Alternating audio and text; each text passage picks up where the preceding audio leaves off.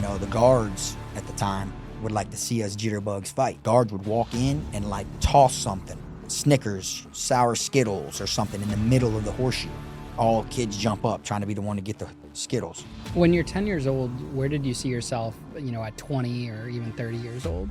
I thought I was gonna be dead, to be real. I'm Kfrog and I caught 60 months in Florida prison. Kfrog talks about growing up with aggression at a young age, going in and out of juvenile detention, violating probation, serving over 5 years in Florida's adult prison system, and how he recorded his time behind bars and turned it into a YouTube channel. Where'd you grow up? In Davie, Florida, Broward County, East Side Davie to be exact. What was your upbringing like? It was all right. My family, my mom and dad, they split up when I was young, so I kind of like went back and forth. When I'd argue with one, I'd go to the other one, until eventually I wanted to just stick being a daddy's boy. He was more lenient, he used to get away with a lot more shit. What'd they do for work? My mom, she worked like car dealerships, airport, she was a flight attendant. Stuff like that. Worked in the vault at Home Depot. And then my dad, he was a roofer my entire life. Worked out there in the sun. Oh, so both hardworking parents. Yeah. Did they instill those values into you growing up? Yeah. I mean, when I was young, real young, I used to go with my dad to work. Like I know everything you can think of about roofing, So like I would start, the ground up, work on the ground first. Then I was able to go up the ladder when the insurance would cover me at the right age.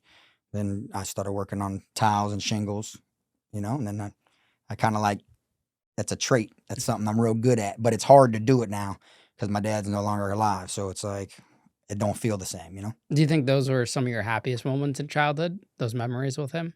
Yeah. Because my dad was the one that was like, somebody try, punch him in their face, son. I won't be mad at you. My mom was more like, you tell the teacher if they pick on you. My dad was more like, you don't let nobody bully you. You won't be living in my house if they bully you, So it was more, I got hip to that, that's what I was used to, and that was my best friend. Do you have any memories of them together, or was it always just them apart? Yeah, I got a couple of them memories when they were, I was like probably 6, 7, stuff like that. I remember the cops coming to the house for my dad, and he locked himself in the bathroom. She said he wasn't here.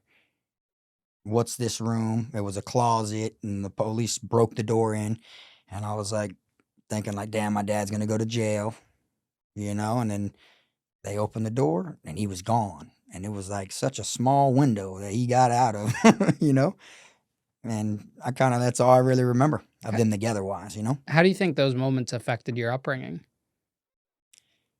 I don't think it really affected it, for the most part. I was just, because I had so much time with both of them separately that I kind of like got a better understanding. Their personal selves, like the way they were, kind of made it to where, I understand what their problems were, why they weren't together. And it was just two different, fireballs trying to make something, That's how it was. How would you have described yourself as a kid, like 8, 9, 10-year-old Kfrog? Nah, I was a troublemaker. And I started at a young age, fighting other little kids in school, and never was the bully type, but I'd love to see somebody bullying someone else, because then I'd get in trouble, because I'd want to, fight them and stuff. And then 8 and 9, I got in trouble. 10 years old, I got in trouble. I got basically arrested, but it wasn't like arrest. I didn't go to court or nothing like that, but I grabbed some kid's book bag and threw it in the canal after school, and he had like a pair of glasses like yours in there that were like $1,600 or something like that. And I got in trouble for that. So yeah, as a young age, I kind of like started early, I guess you could say. Where do you think that aggression or knack for getting in trouble came from? I'd say it was more from like just the way my neighborhood was at the time. Like I said, I'm from East Side Davie. So it's like the way it was back then, it was like we didn't have nobody to guide us, We didn't have people telling us not to do this. We all at a young age wanted the attention of the older dudes, the ones that ran around, sold dope or whatever they did to get money. Those were who our role models were. So it's like just getting in trouble was like fun. It didn't seem trouble. Like we did it so often that it just seemed, right. It seemed like this was a way of life, and that just, before you know it, you realize in the real world that isn't a way of life, that there is consequences. And then that's where you start going to the juvenile detention centers and, programs and shit like that. When you're 10 years old, where did you see yourself, at 20 or even 30 years old? I thought I was gonna be dead, to be real. I used to always say it, like joking with my homeboys and stuff, like, shit, I'll be, I'm only gonna live till I'm 21. I'll be lucky to make it to 21, because we started everything at a young age, the way my neighborhood was, corner stores and shit, it didn't matter. We go in there, we buy tobacco, we buy alcohol in the liquor stores. Like everybody knew everybody because everyone that worked at these places was like family members to like the neighborhood kids. So it was like everything that you're allowed to do at 20, we was already doing that shit at like 15 years old, 14 years old. So it's played out, So at 20 years old, I was just thinking, I don't even know if I'm gonna make it that far. So I'm just gonna live it up till then. How are you in school? I mean, I was all right for the most part. Like, I got held back 4th grade, and then I got held back 6th grade, and then ended up going to the juvenile program. So the last grade I went to was 7th grade. Like I never stepped foot in a high school or anything like that. Made it to 7th grade, but then when I was locked up, I got my GED just to say I did it. Was juvenile detention over the backpack or something different? Oh, something different. What'd you do? Yeah. So, well, my first time okay, so the backpack situation, I didn't get taken in the custody or nothing like that. The next situation I got into is I actually stole a golf cart. You know what I'm saying? From like some local like farmer's market or something like that in my neighborhood. Felt like it would be cool to go joyriding in a golf cart. And then that was my first time seeing the detention center. And then I ended up going back to the detention center for aggravated battery with a deadly weapon. How long were you in the detention center for the golf cart? 21 days. They actually gave you time for the golf cart? Yeah. Yeah. Wow. But back then as a kid, everything was like 21 days. It didn't matter how little or severe. So it was kind of like it had its pros and cons. You know what I'm saying? It's like you come for something simple, either you're going home or you're getting 21 days, but if you come with something serious, you're like, oh, I'm getting 21 days. So do you think that first 21 days had an impact on you at all?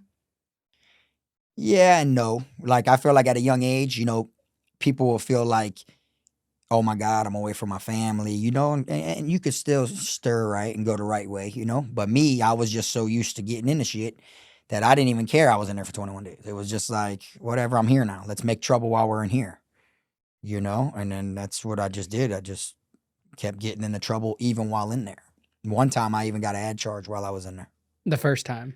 The second time. Oh, the second time? Yeah, I got an ad charge. What do your parents think of you getting into trouble and going to juvie?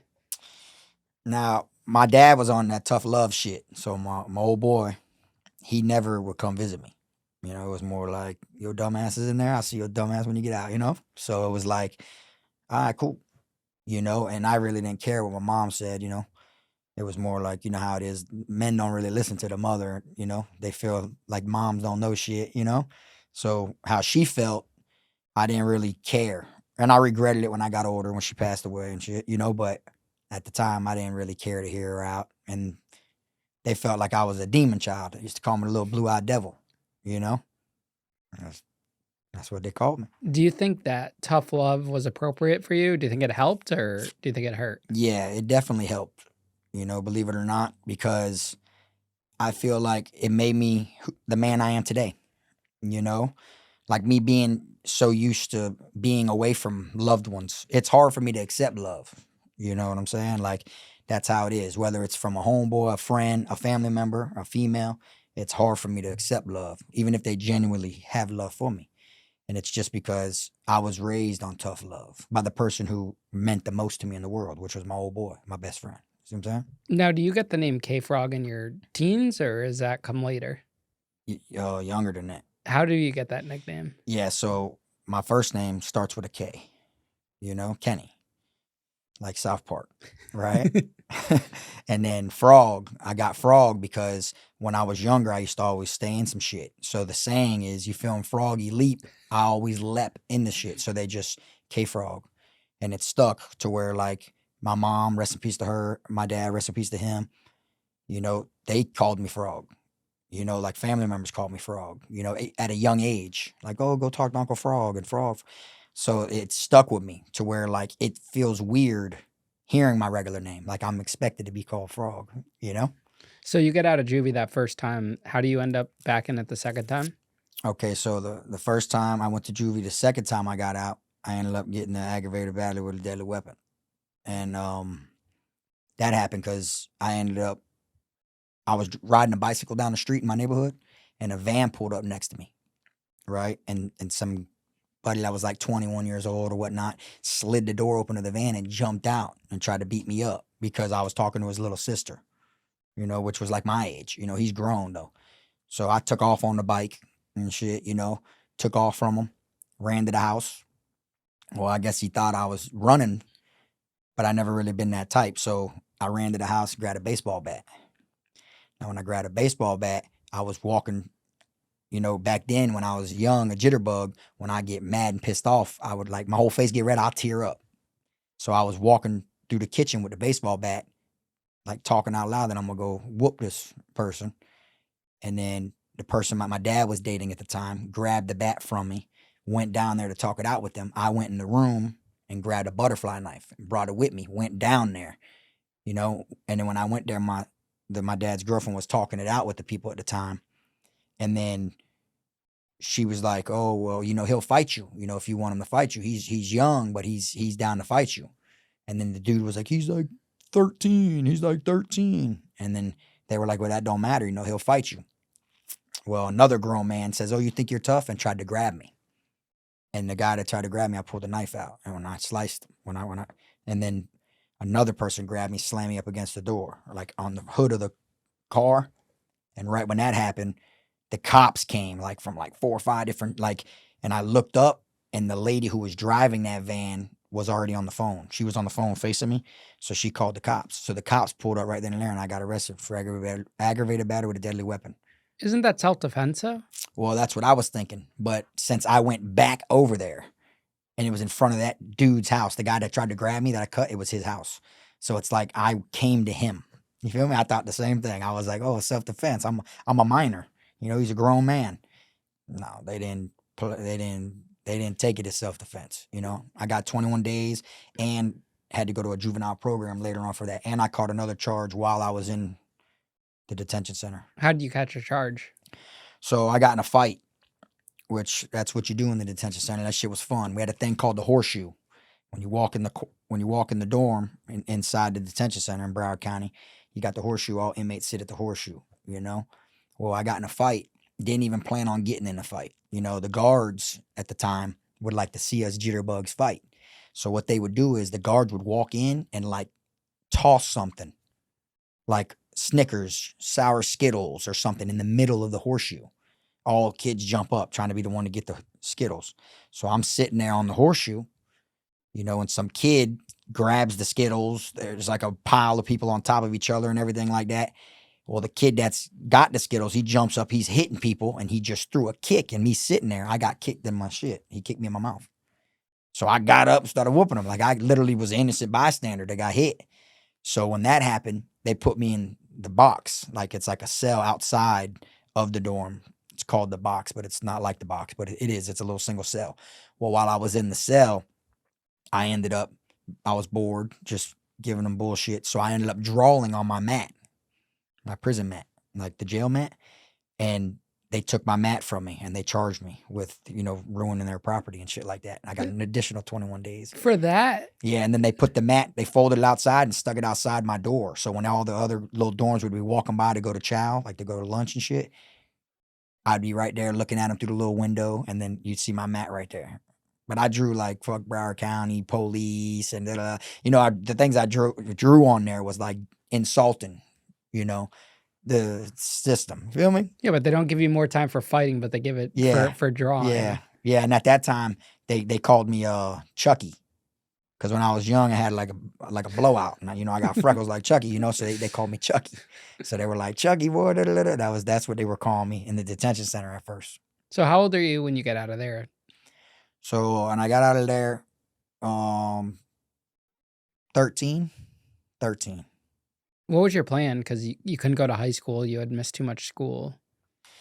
I didn't really have a plan, so I ended up getting sent to a juvenile program over that aggravated battery with deadly weapon. See, they give you 21 days in the detention center, but that's just the starting. The case is still open, So I ended up getting 21 days, then getting back out on the streets. And then now while out on the streets, I caught another charge too.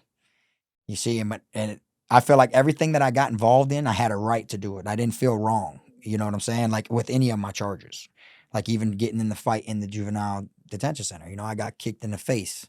So I reacted. You know what I'm saying? It was like everything. It was like I led to the guy trying to grab me. He grabbed me. I pulled my knife. See, it was like everything led to that. And then the next charge I got while waiting for a bed to open up for the program, I caught another charge. And then that made it to where they sped the process up. And I was facing more time than I got sent to a program. Why wouldn't they just keep you in the facility then if they're going to send you right back to a different one anyways? Yeah, I have no idea. But even with the new charge I caught, I was walking down the street, me and 3 of my homeboys. So there's 4 of us. 2 of them run up to this house and steal these bikes. Me and my other homeboy, we walking down the street. We ain't got nothing to do with what's happening. Well, one of the dudes that's bike stolen from the apartment buildings chasing the 2 homeboys down the street. So as me and my other homeboy are laughing and we're walking, this grown man, even though he stole one of my homeboys turned around to give the bike back. Well, he gave the bike back. The guy grabbed my homeboy by the throat, started shaking him, screaming at him. So we're kids, So I took my jersey off and threw it around the dude's neck and yanked him to the ground. He was a grown man. We were kids. But they charged me and my other homeboy that was walking with me. They charged all 4 of us with the grand theft, the stealing the bikes, the whole 9. So I had to take a lot of that to trial because they made it to where I was facing a higher level program now. They charged me with all those plus the aggravated battery I had. So I had to take all that. And then I beat all that while in trial and then ended up going to the level 6 juvenile program. They actually have trials for juveniles for those types of cases? Yeah, but it isn't like an adult trial. Like, I felt like I was just sitting there and they were doing all the talking. You know what I'm saying? I didn't have to speak, because I was a minor. Is there a jury or it's just the judge? No, I didn't have no jury. It was just we went there and they said they found me not guilty of this, and they dropped, but they didn't drop it all like at once. They dropped like 3 of the charges then later on dropped 2 of the other charges. And then before they know it, they're like, you're no longer facing a level 10, now you're facing a level 6. And what's the difference between the first detention centers for the 21 days and the actual juvenile program? Well, the difference is, so the detention center is in your county, It's like the main jail for juveniles, And then the program, they can send you anywhere. You see? So they obviously like in your state, So they ship you somewhere and then it's different. Your family don't really come see you or nothing like that. It's like a whole different ball game. It's like going from the county to prison. That's basically from the detention center to the program. That's the same thing. There's a lot of fighting and stuff like that. All kids, all teenagers? Yeah, setting shit on fire, riots. You think prison's bad, it's the YOs and shit, the youths, it's 10 times more because what's bad, people think's fun, So it's even crazier in there. Why do the prisons allow it to happen? I don't think they can really control it. They're supposed to have care, custody, and control. That's what the prison guards are supposed to have. They're supposed to have care, custody, and control no matter what. They're supposed to have care for the inmates, have control of the inmates, and be able to control, have the custody, But they end up losing one of those. And then you lose one of them, you lose them all. That's why no matter what institution you go to, eventually when the inmates do some shit that they shouldn't have been able to do, it's because one of those things right there. Once the guards lose one, they lose it all. Was there a moment during that time in there that you'll always remember? In the program? Yeah. Yeah, I had got a new nickname when I was in there. So they didn't call me Chucky in there. They called me Spark Plug. Because I get hot and pop off like a spark plug does, like on a GoPed or something. That shit get too hot and it pops off. That's, so I used to get into a lot of fights in there. So they call me Spark Plug, the guards and everything. And I always remember my first day, like my first day in there, whatever, they shaved my head. And then they put me in this like open bay-ish like area and they do intake, but they have the other YOs do it. The other youths do the intake while the guard just sits there like they're not going to help you. So they kind of like try to scare you straight. and I ended up I got 2 write-ups my very first day there, so that kind of like always stuck with me. It was like I knew there was, they were sending pressure at me and I didn't break. I made it through that. So by me going through that, it was like I knew I can make it in bad situations. Like they try to make you make your bed and fold your clothes, and you got inmates saying shit over here on the side, trying to scare you, so they can use it against you later on if you try to act like you're a badass. Like, well, remember when you was in here, when you first got in here, like I had kids later on when I was there, when they first come in, I'd have them in push-up position crying, saying they want to go home and all that. And then 6 months down the line, they walk around like they badass. Like, bro, don't forget when you came in here though, had your ass, you know what I'm saying? Now you're comfortable. So those would be my main memories of the juvenile program, stuff like that. Do you think that's a good learning experience for these kids? I mean, for someone who needs to get their like shit in order, like to be checked, yeah, it can be, but I feel like it doesn't really help. If anything, it's more of a trauma. I think it'll just add trauma to you. Like, yeah, you're able to see what could happen if you don't change your life. You can get in trouble and this is where you'll land, this is where you'll end up. But I don't think that's the solution that's going to just drift a kid into staying out of trouble now, if that makes sense. I feel like they'll be more like, I made it through this shit. What's next? You know what I'm saying? That's how I look at it. You feel me? So at that time period, on the outside, you're showing people that you're tough, but on the inside, are you scared at all, or? Not really scared, more like anxious or more, you know what I'm saying? Like, I just felt like, in life, what's the worst they can do to you? You can't say kill you or you die because you can't even complain about it. You know what I'm saying? So it's like the worst they can do to you, send you to prison. And then when you're in prison, what's the worst they can do to you? Can't say kill you. You know what I'm saying? Or anything like. What's the worst like sentencing they could do? Send you to confinement. You see what I'm saying? So it's kind of like, it's more of like a curious thing. It's more of like a always wondering what it's really like. And seeing how much you can handle of that. Yeah, like not looking for it, but just like knowing. It's like an inner demon, like knowing like I was built for it, built to go through it, to see it at least once. That's how I look at it. I feel like I knew what path I was going down at a young age. You know what I'm saying? And it wasn't because I was a bad kid. It was just, or I couldn't stay out of trouble. It was just that I didn't feel like I was wrong. Like I said, I just felt like wrong place at the wrong time, or they didn't see how I was seeing. I felt like I was bigger than the program, and you can't be bigger than the program.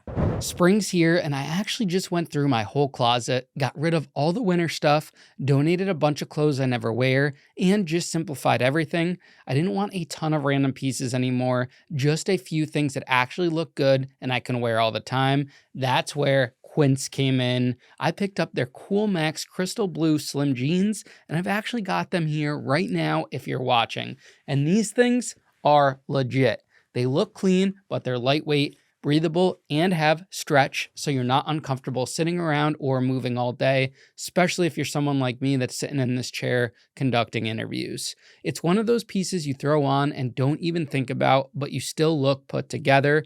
Quince makes high-quality essentials using premium materials like 100% European linen and their flow knit activewear too. Everything feels elevated, fits right, and it's stuff you actually want to wear every single day. And the biggest thing is the price. It's like 50 to 60% less than similar brands. They cut out the middleman and work directly with factories, so you're getting the quality without paying for some crazy markup. I'll be honest, I rarely ever try new clothing brands out, but I was feeling a change, and this is the kind of stuff I'm keeping in rotation now. So when I post photos with guests, you best believe I'm going to be rocking a pair of Quince. At that point in time, did you want a different life? Or were you thinking, when I get out of here, I'm going to never go back to prison, get into trouble, anything like that? Well, now prison. Well, yeah, of course. When you're in prison, everybody, when you're locked up, you're like, oh, when I get out, I'm gonna do shit different. It's kind of like that theory when you're in jail. Everybody swears they're gonna get out and do good. But I didn't really think too much on it because I know I'm capable of it. And the way that if you break it down in a statistic matter, there's a lot of individuals, a high ratio of individuals that are going to probably go back, and they got more than one bid in them. They're going to go back and see prison 2-3 times.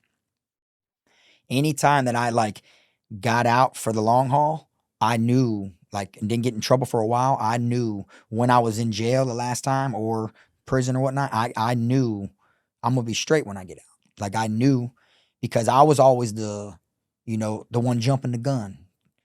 You see what I'm saying? I'd be the one to get myself into a situation. So it wasn't like I knew if I just stopped doing this type of shit, then I knew, I want to go back to jail or prison that easily. You see what I'm saying? So you get out of the program, where do you go? Right back to my neighborhood. And then all my friends and homeboys and shit, they was in school still. And I was the only one in the neighborhood with a car. Didn't go to school. And, just, so while they're in school, I'm doing street shit, starting at a young age, hanging out with all the old school people on the block that ain't in school. They grown. So I started just seeing all types of different shit going on in my neighborhood, What were you doing for money? hustling. When I was young, started selling weed, very, very young age, back when Regs was out there and you get a little dime bag of weed, still had seeds in it, and then it was they'd be like, oh, here's an ounce, you know what I'm saying? Just bring me back this much. I bet. Then eventually I started smoking weed. So then I was smoking my profit, and then it was running around, but you couldn't tell me shit though. I felt like I was the man, back then, so I felt grown. I was 15, 16, but I felt like I was 25. How do you feel looking back on that period of time now? I mean, I feel like I wasted a lot of time, if knowing where I'm at now, how far I am and what I have in life now from when I started, I know if I would have everything that I'm liking and everything that I see and I'm excited for, it's normal shit that you can get. You get what I'm saying? It's I had a late start to get, and I feel like me looking back to when I was younger, if I would have just stayed on that right path at that time, I would have been so much further. You see what I'm saying? It's kind of everything that people are doing that I'm excited for, if I were to go get a job somewhere, I'm walking around smiling well, I got a job, bitch. You know what I'm saying? And they're like, look, the new guy's happy he's here. We don't want to pick them pallets up or move all this shit. And I'll do it, it's cause I'm enjoying what could already been there, what I could already had. It's just that civilian feel. It feels good to be looked at like a civilian, cause I ain't been to prison in a while, so I'm, looked at as a civilian now. So, that's kind of that's something that I always would feel like I wasted time, Do you think there's something that someone could have done, that someone close to you, to put you on the right track and not continue to go down that path you were heading? Nah, I can't. I don't know. I really think that's my fault. I can't blame neither one of my parents, rest in peace to both of them. I can't blame them at all, because they did the best they could, Like I told my mom before she died, I said, I just want you to know, no matter what, the man I am today isn't because how you raised me. I'm who I am because of who I am. You did a great job as a mom. I made her cry, but I just wanted her to know that before she died, And I feel like you can't get nobody on the right track unless they want to do it. They got to be fully committed. And I just felt like at a young age, I didn't have a silver spoon. So it was I got to get this shit now. That's how I looked at it as a kid, Fuck thinking about a career in the future. I need this shit now. I wasn't granted nothing. The people before me didn't leave me nothing. I didn't have nothing. The people before them didn't leave them. So it's kind of am I going to be the one to start it? It was a lot of pressure at a young age. It was just I need this shit now. But my ways of getting it were legal, So you're 15, 16 on the streets. How long does that go on for? So I went to the juvenile program, and then right at 18, so from about 2 years, right at 18, I caught my first adult charge. And it was a rough year because I caught all my adult charges in that 1 year. At the time, it was I had a messed up year, threw all that shit out the window and was just back at it. you know? And what year was this that you were 18? So 2028, I mean, no, 2008. 2008. Yeah, 2008. What was your first adult charge?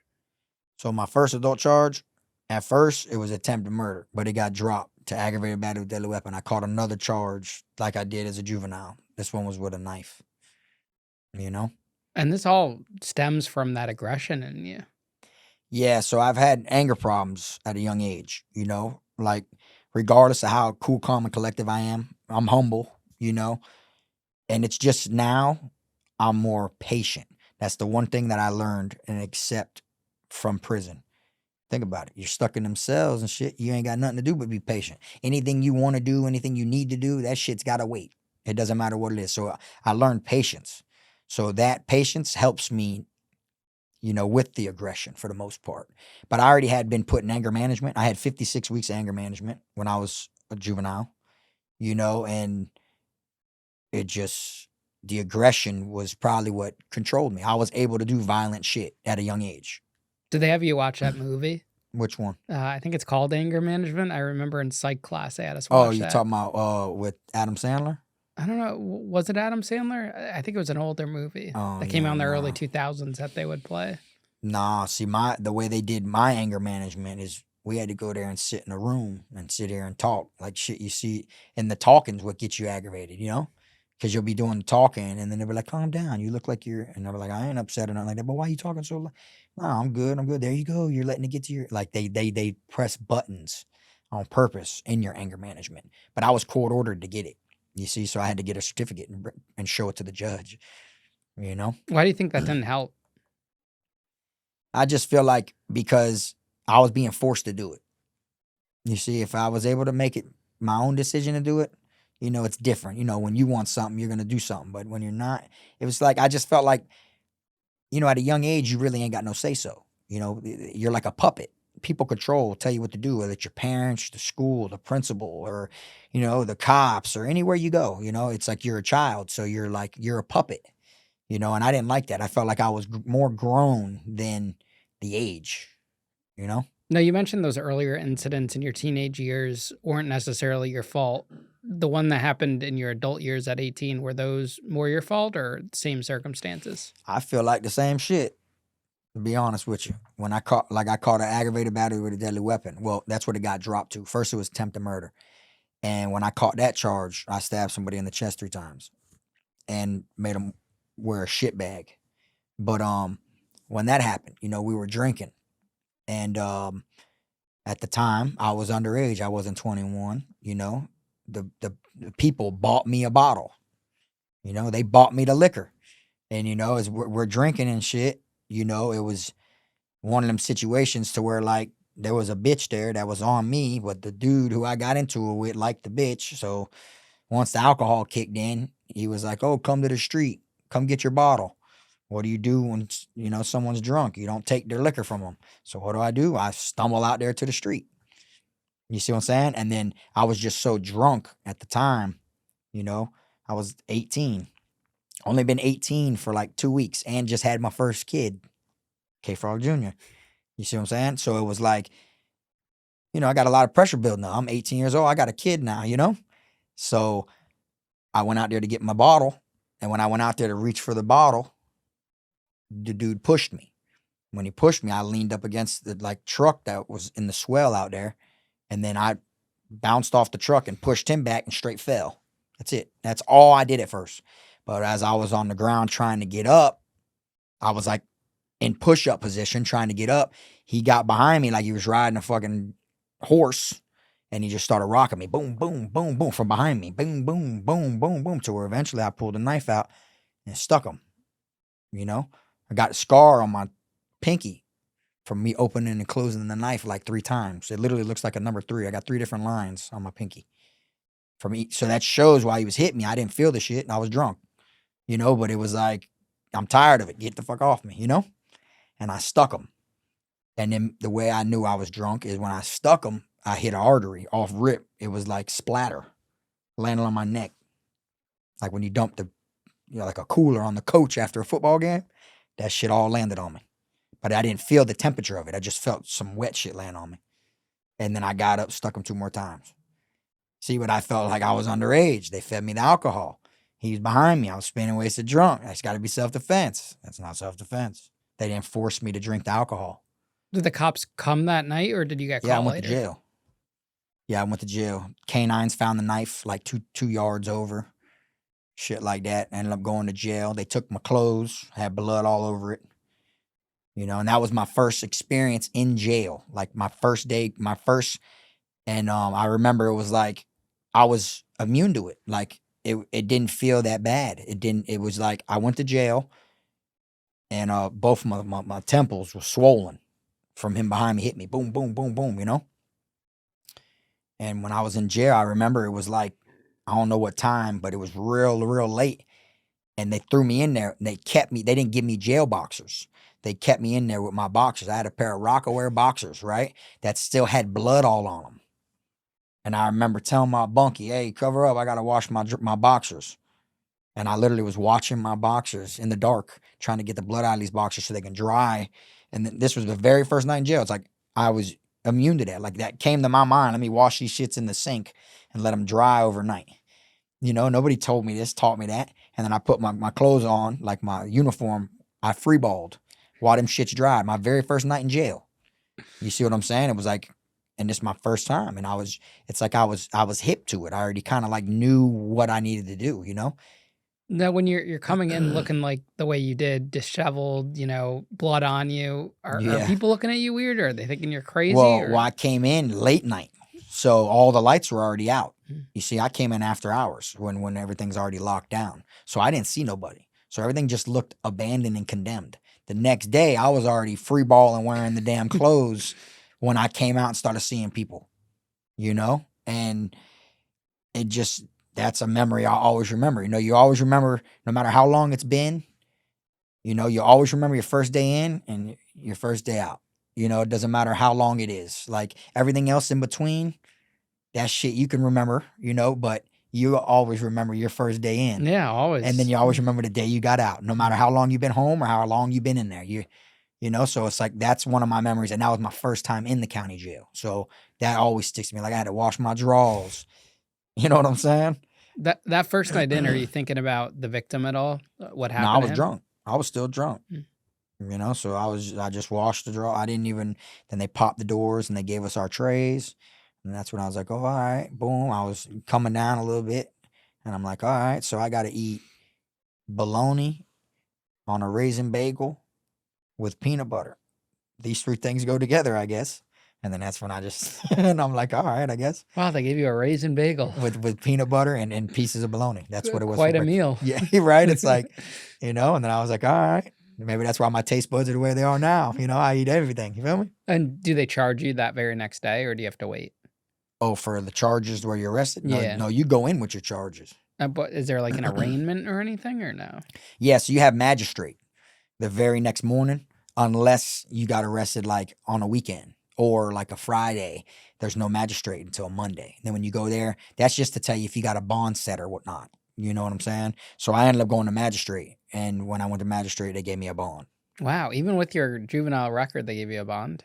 Yeah, because they don't use your juvenile record again. They can use it, like if they want to push for it, they got to like file whatever to use your juvenile record against you. But they didn't pull my juvenile record up. Oh, so technically that was your very first offense then.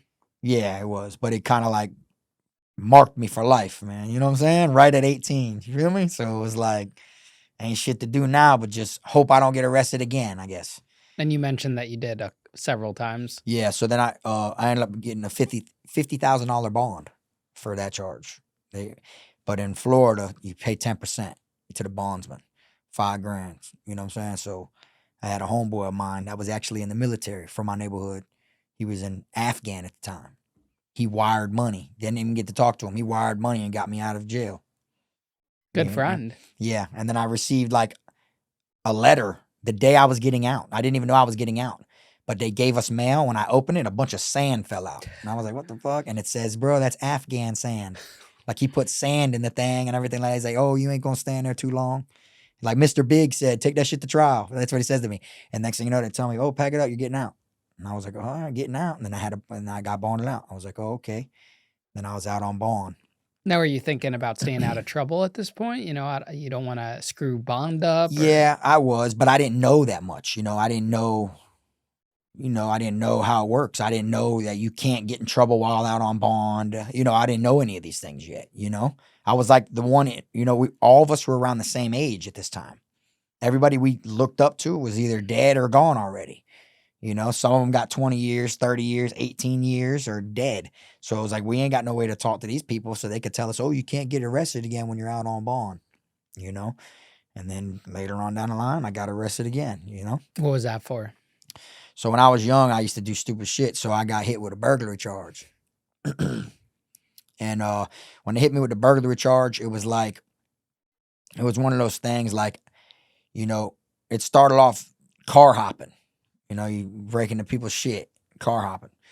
And while car hopping one time, actually came up and inside a glove box found like $8,000 at a young age, $8,000. So that was like, damn, So it was like, once you realize that's what everybody's doing, like I said, it was like, that's what it was. So I fought around and was walking by a truck one day. And I was like, damn, it smells like there's a pound of weed in that truck. And my homeboy was like, oh, you think so? So I'm like, yeah, fuck it, look out. So I broke into the truck. When I broke into the truck, I found a QP of weed, quarter pound, and a couple scripts of Xanax. So I'm like, oh yeah, I'm just gonna sell this shit or whatnot, run around. People will buy everything in my neighborhood. That's how my neighborhood was. Well, the Xanax wasn't moving as quick. So I was like, fuck it, I'm gonna eat one. Right? Ate a Xanax, woke up in jail. Right? That's right. And I guess I went and hit a burglary. Now, when I hit the burglary, I had some other people that was with me. They all told on me. They all blamed me and shit like that too. Every single buddy in that case, they all snitched. So I go to hit this lick. It's me and this one dude. And then we run into two other people on a 4-wheeler. We run into them. They're like, yeah, we're going to do the same shit y'all are going to do. So we're like, fuck it, tag along. So we go like 4 deep. We go do this robbery or whatever, this lick.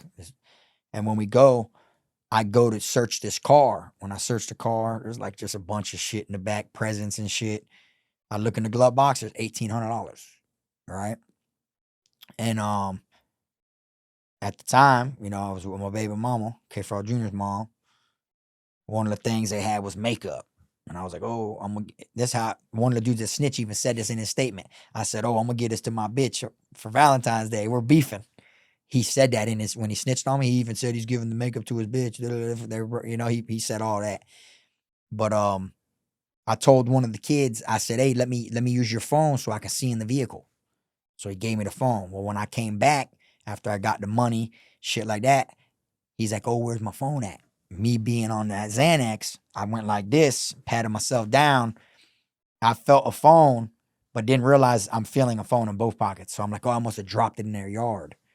So he's like, oh, y'all just keep going. Me and the dude I was originally with. And he's like, oh, we'll catch up with you. So I'm like, all right. Next thing you know, we get a couple houses down and fucking sirens, the helicopter was there and everything. The 2 kids that we left behind, I call them kids because they were 17. They weren't adults yet, I was over 18. They went in the house. The lady caught them in her kitchen. They got caught in the house. As we're like, at that time they were already saying my name. They done blame me. Said we were in the yard because Kfrog, aka such, they gave my name, the whole 9 to the cops. So then my name was on the damn police's radar. And then me and the other kid parted ways, at that time. And when he was like parted ways, he got pulled over in a speeding vehicle for whoever gave him a ride. So when the first 2 that got caught, they told my name and his name.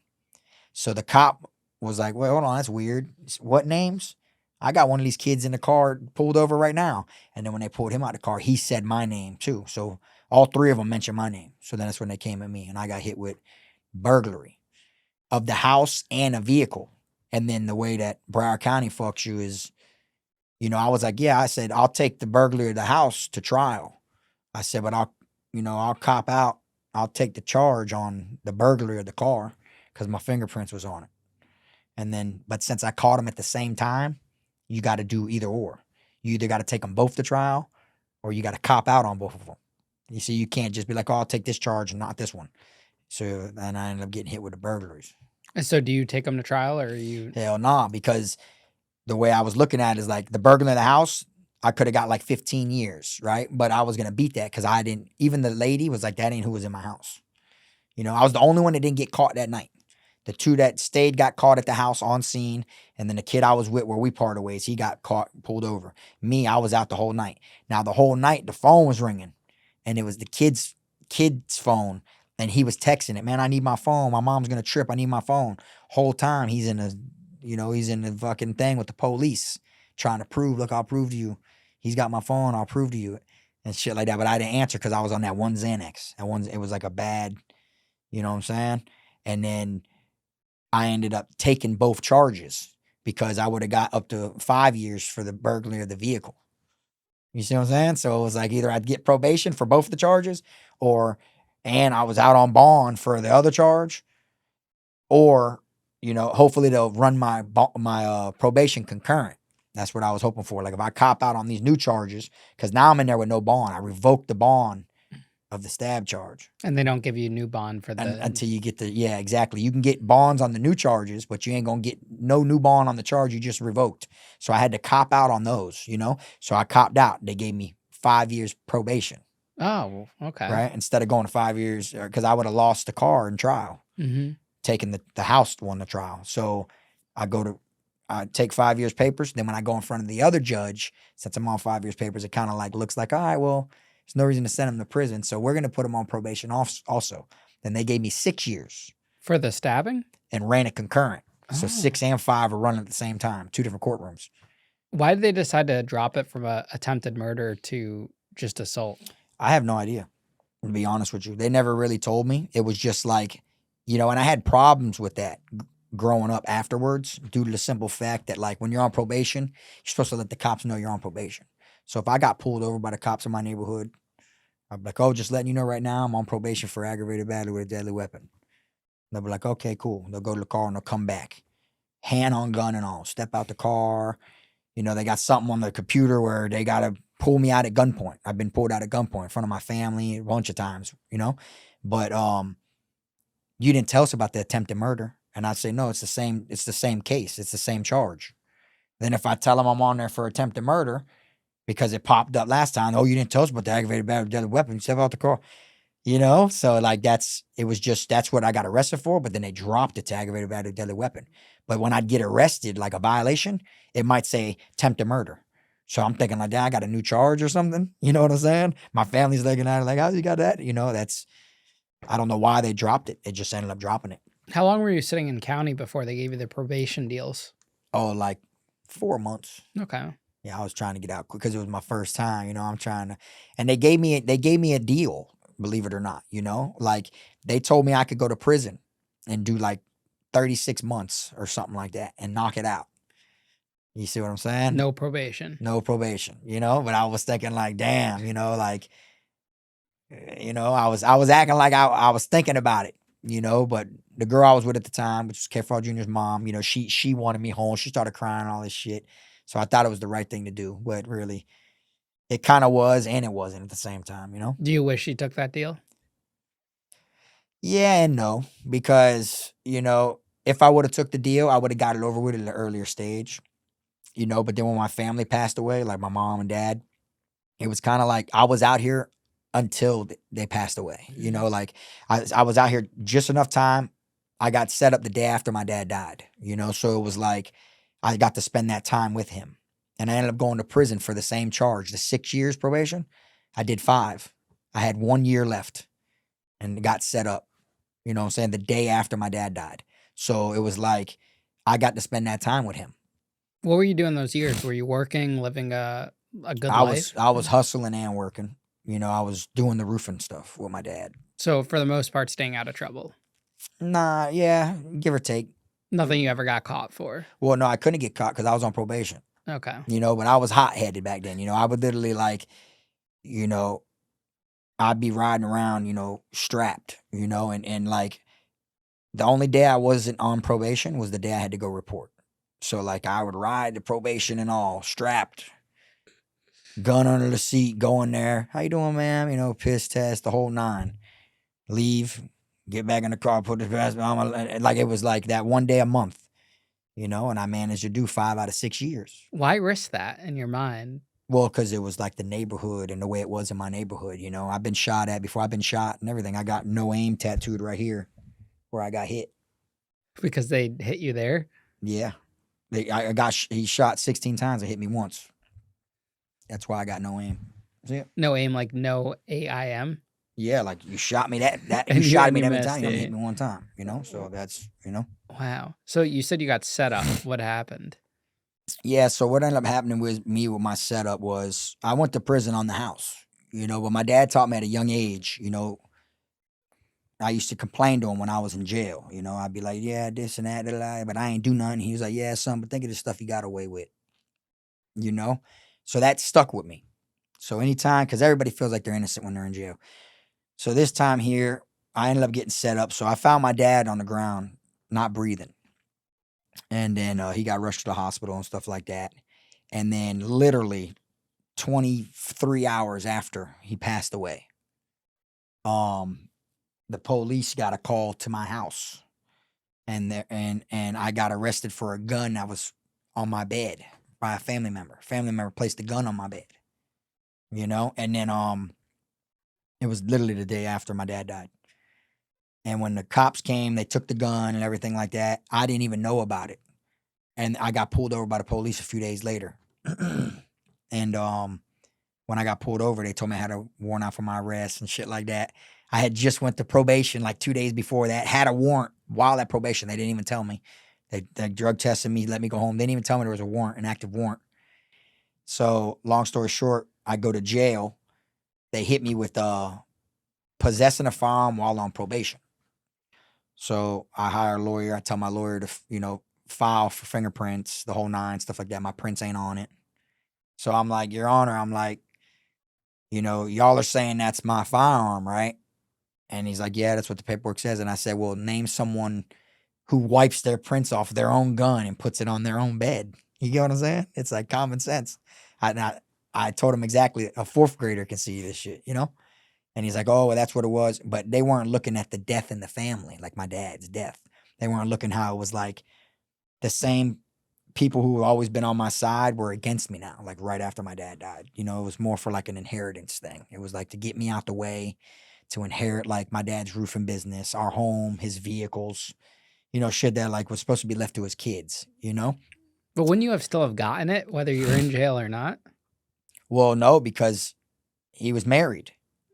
You see what I'm saying? So it was kind of like my family members, the people who like I lived with that raised me since I was 9, like my brothers and my dad's wife and all that, they all turned state against me, you know?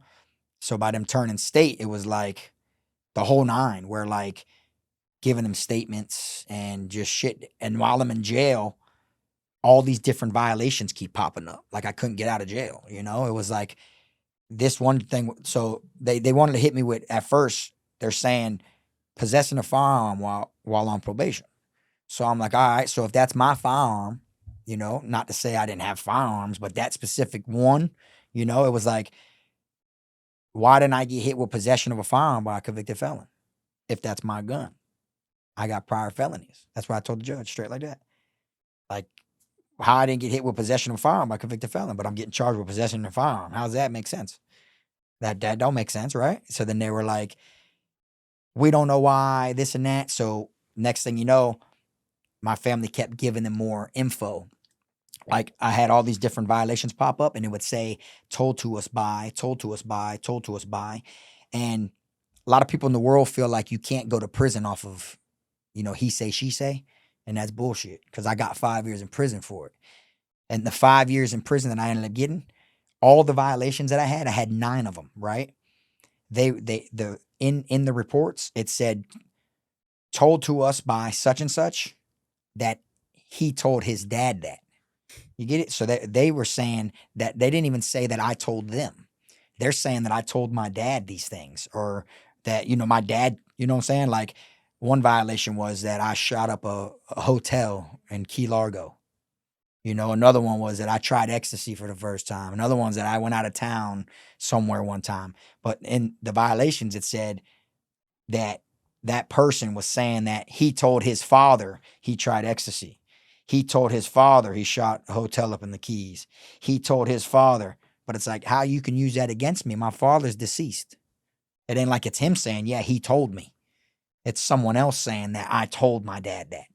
And they used all them violations on me. That's what they're like that, you know? So I literally went to prison off he say, she say, you know? And then they really fucked me over the way they got it is because when you don't catch a new charge, they're supposed to give you the time that you did on probation credited. So at the time, I was only facing 5 years, right? I did 5 years on papers. So I should have just like went to the reception center and got buzz cut, got my little picture and shit, and then just been home. So what they did is the one thing they charged me, the violation was possessing a firearm while on probation. That's the one that they wanted to stick. And then they snatched my sentence from me. The 6 years papers, they snatched that and re-sentenced me on the initial stab charge and gave me 5 years in prison instead of making me do 5 credited towards the 6. You see what I'm saying? Because then I only had 1 year. And since it's a probation violation, That's all they care about. They didn't care about the death. They don't care about none of that shit. When it's probation, and then that's the thing too. You only got your first VOP hearing, your second VOP yeah, you're hearing, not going your through an third one, actual. and then you got that final, and they can give Yeah. you whatever they want. So it's kind of like you ain't got the time, you know, and they just weren't looking at it. But you don't get an actual jury trial or anything like that. No, on you can this. go to your final VOP, but you always want to get something before that because you can't win your final. There's no winning it because you came in contact with the law. So if they want to go that small down, it's like, well, no, you did violate because of this coming in contact with the law. You know, just you getting your ID ran by the cops. You know what I'm saying? If, like, say you had to go to probation and you sign in and everything's cool and you didn't tell them that 2 weeks ago the cops pulled you over and ran your name randomly. If they look into that and they find out you got your ID, your name ran, you came in contact with the law and you didn't report it to them, you go to jail. So it's kind of like coming in contact with the law alone ends up being a violation. You see what I'm saying? So I took that time to the chin, believe it or not, you know, even though it was something I didn't do, but I've gotten away with much more, you know what I'm saying? And it was just, I needed that, you know, to believe it or not, because the way my mindset was, you know, a lot of my family members, they felt like God put me there for a reason. So I probably would have caught worse shit. You know, my mind wasn't all the way there. I just lost the person that meant the most to me, my old boy. You know, so it's like me going there was just, it's like I was meant to go here for some reason. You know, it was like, I don't know why. So I was innocent during my bid. And I guess that plays a big part on why I did my time the way I wanted to do. You know, like I just was like, I went in there not as if they gave me 5 years. I went in there as if I took 5 years. You see what I'm saying? And the judge, you know, they kind of like my lawyer kind of sold my case and everything, you know. I got more time with a paid lawyer and got off every other time with a public defender. You feel me? So it's like the way it went, you know, like first court date, oh, what are they offering? My you know, first VOP hearing, what are they offering? My lawyer's like, oh, you don't want a deal, you know, you don't want to ask deals. It makes you look guilty. So I'm like, all right, shit. He's my lawyer, he knows what he's talking about. Second one, hey, so what are they? No, I remember you don't want. I'm like, all right. Third fucking court date comes up and he's like, yeah, man, trust me, you don't want no ding. And I'm like, all right. He walks off. He goes and talks to the state. Comes back. And he's like, yeah, man, you might have to do 5 years. I'm like, what the fuck? What do you mean? What the? And he's like, yeah, man, the next court date is the final VOP hearing. So then they call me. They call my case, and the judge was like, well, you know, I can give you 25 years. It's appealable. Maybe find someone better to represent you or whatever it is, you know, it is appealable. Or you can come up with an agreement with the state, you know? So the state comes at me 4 years. I'm like, I'll take it right now. Let me get that. I was going to take 4 years, right? I signed, initial and sign on the dotted line, on all the things. I'm ready. Well, 4 years, let me get that. He done already told me he's going to give me 25 and all that. I'm like, I'm trying to get this shit over with, right? So like, I was excited to get 4 years, you know? And then, I did all that. I initial sign. The judge gets the thing and he goes, you ain't getting 4 years. My heart dropped. I was like, dang, he just tricked me into like, they're basically saying no contest or guilty. I just damn near admitted it now. I done wrote every sign saying I'm going to take it. Now you're turning it down after you told me to, he's like, you ain't getting nothing less than 5. He's like, you take 5 right now or you go to your final VOP. So I didn't even really get to speak. I was like, Your Honor, I wasn't really expecting. No problem. Final VOP next Friday. Boom. Next case. And I looked over at my lawyer and he's like, you should have took the 5. I'm like, oh, fuck. So now I'm like, they going to ban me. You know what I'm saying? I was like, they got me now. I'm like, damn, I done play. Like, I'm taking 4 on the house. All I said was I wasn't expecting 5, and he just, So then a couple cases later, like, as I'm still sitting in the courtroom for them to give me, like, my paperwork, he's like, oh, let's go back to Mr. Harris's case. And I look up. And he's like, yeah. He's like, this case has been going on for some time. It's the same judge I had the stabbing shit on 6 years in this courtroom. He's like, oh, yeah, let's go back to his case. I'm tired of looking at the case. Let's move it up to Monday. Because it was Friday. He said next Friday at first. He said, let's move it up to Monday. Let's get this case over with. I'm like, dang, he wants to ban me. So then during the weekend, my lawyer, he came and visited me. And he was like, man, look, man, we only got one more trick we could try. And he's like, but you'd have to take the 5 years. I said, yeah, I'll take that 5 years. I said, I'll take the 5. So he put in, through the weekend, he filed for a change of plea. Like, I don't know how it is up here or whatnot, but they call it copping out.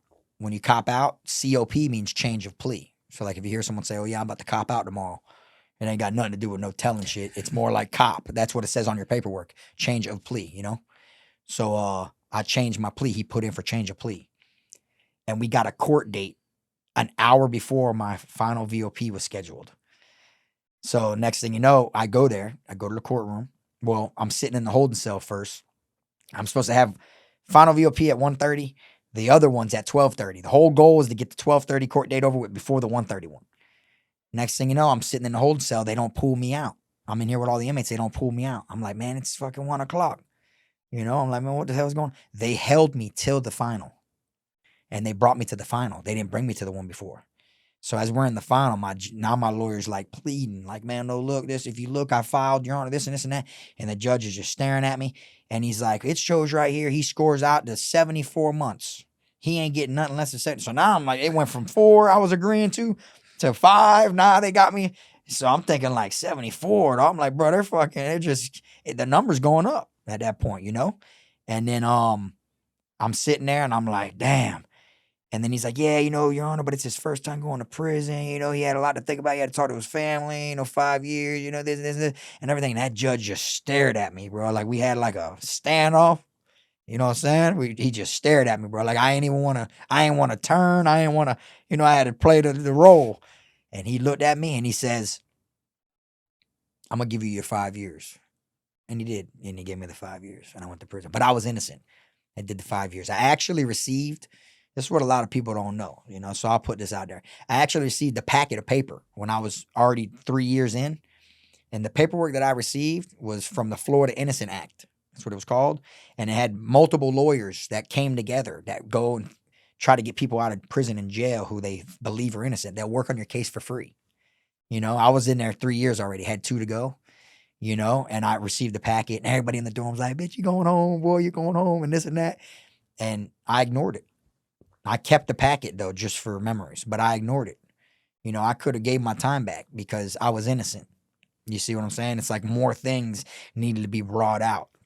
But I didn't go back to court. I didn't give the time back due to the simple fact that everybody already knew I caught 5 years. I didn't want to look like a snitch. You get what I'm saying? Mm-hmm. And not only that, but it was more like the people who set me up from the get-go, the family members, that would have been a smack to the face to them. And here I got sent to prison on he say, she say, so it made me scared of the system. So it's like, all they got to do is say something else and it'll work. They could see me going into a Burger King and me not see them. And they could pull a phone out and be like, such and such is here. He just tried to kill me. Just make up something. Me not even sitting next thing the cops pull up. You see, like, that's how I feel like the system worked, how they got me out the way at that time. So I didn't want to test it. I was like, I'm just going to do the 5, make them ex-family members feel like they won. I already did 3 out of 2. I get out scot-free, no papers, no nothing. Like, what, they going to bring me out there and make me go back on probation and all that? You know what I'm saying? So I just sat in there and I decided to continue doing my bid. Where'd they send you? Where in prison? Yeah. So first South Florida Reception Center, and then I went to a couple major main camps. Like I went to Calhoun CI. I was there for a couple months. Got a negative adjustment transfer from getting in too much shit within 1 year. Like if you get in trouble, like I think it's 3 or 4 like DRs, disciplinary reports in 1 year, you can get a negative adjustment transfer.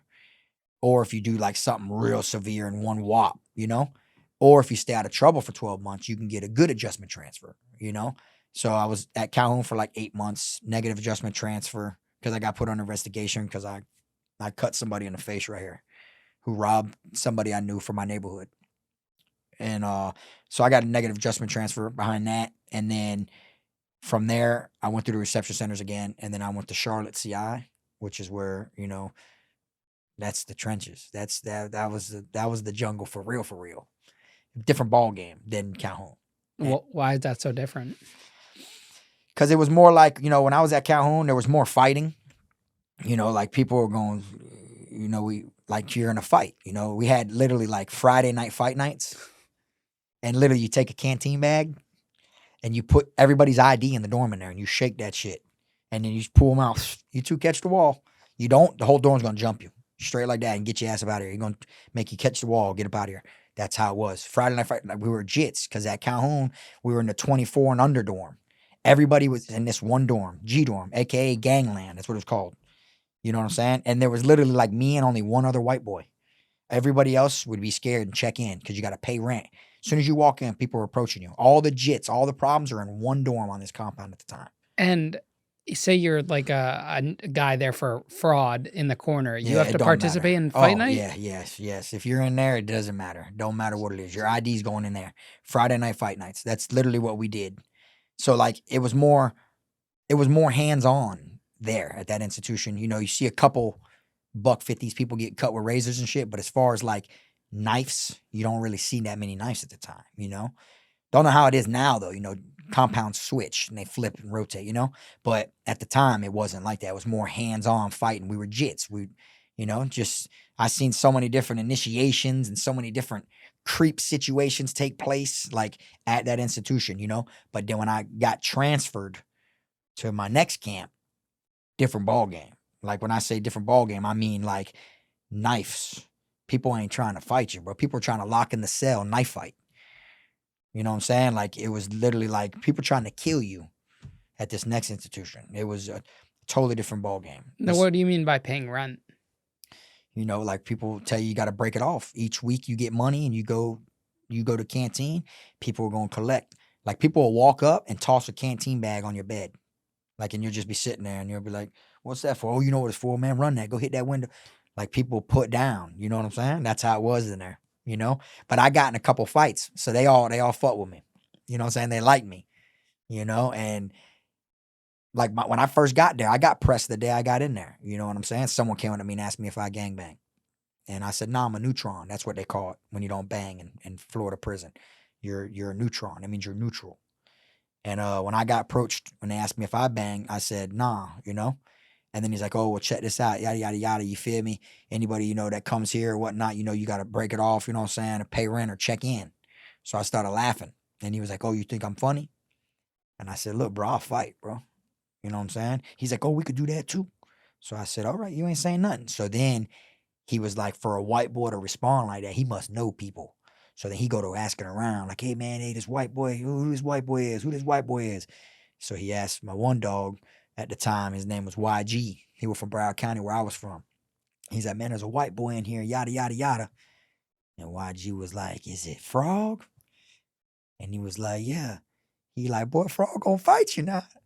And I got on the window and I was like, hey, bro, I'm finna grease him, this and that, da, da, da.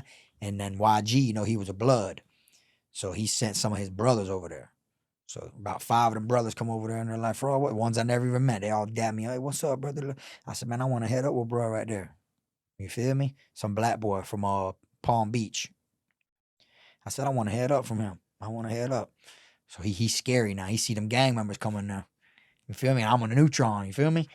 But he it's just, you know the right people, I guess, you know? And they come in there, bro, scared to type me up. He's scared to fight. So now the people he try to act hard in front of looking at him now like, dang, you scared to fight the white boy. You know what I'm saying? And then I ended up getting in the fight. Like he was forced, you know? And long story short, I get in a fight with somebody else later on. And when I'm fighting that individual, you know, I'm talking shit while fighting. Like, oh, da da da, I'm from Broward County. We could do this shit all day. It ain't nothing. And one of the like main gang members that he's got a life sentence right now that was in that dorm. He's like, whoa, hold on, start a fight. Where'd you say he was from? And I said, I'm from Broward County. I'm from Davie. And he looked over at one of the dudes that I was fighting and was like, man, you said he was from Delray. He like named another area, you know? And I said, man, I'm from Davie. I ain't from Delray. And he's like, where you did your time at in the county? And I was like, the 6th floor, black and white, max custody, Sergeant Owens floor.